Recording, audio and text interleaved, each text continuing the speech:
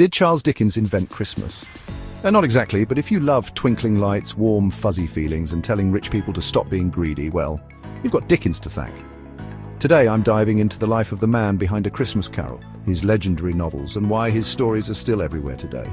Our boy Charles was born in 1812 in England, and let's just say, his childhood was not all figgy pudding and holiday cheer. His dad got thrown into debtor's prison, which meant 12-year-old Charles had to work in a shoe polish factory sticking labels on bottles for 10 hours a day. Fun, right? Spoiler, he hated it. But that rough start gave him one thing: material. Because later he'd write about poor kids, corrupt businessmen, and terrible working conditions, basically yelling at Victorian society, "Hey, fix this!" After clawing his way out of factory life, Dickens became a journalist and started writing stories, really good ones. By 24, he was already famous for the Pickwick Papers, and then came the hits: Oliver Twist, Child Abuse, Crime, and a guy named Fagin who definitely wouldn't pass an HR background check, David Copperfield, his most personal novel, basically Charles Dickens the movie. Great Expectations, a rags to riches story with creepy old ladies and convict drama. His books exposed the brutal conditions of Victorian England while also being hilarious, thrilling, and super dramatic. Okay, back to Christmas. In 1843, Dickens was struggling. His books weren't selling as well and he needed cash, fast.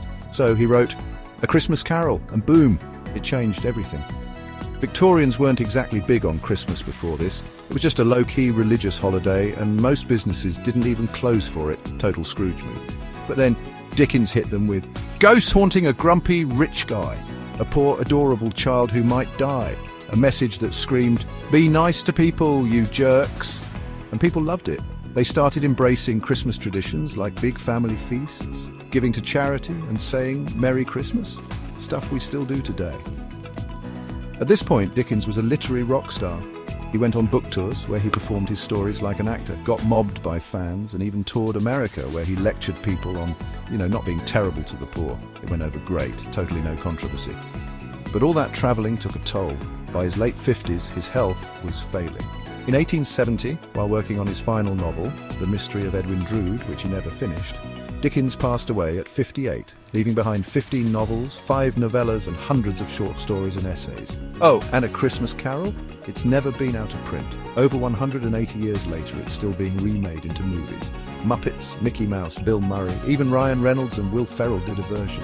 So did Dickens invent Christmas? No. But did he turn it into the heartwarming, slightly spooky, super cozy holiday we know today? Absolutely. Next time you see Christmas lights or hear jingle bells, give a little nod to Charles Dickens. And maybe, just maybe, don't be a Scrooge. Hit like, subscribe, and tell me in the comments what's your favorite Christmas movie version of A Christmas Carol. Personally, I'm Team Muppets all the way.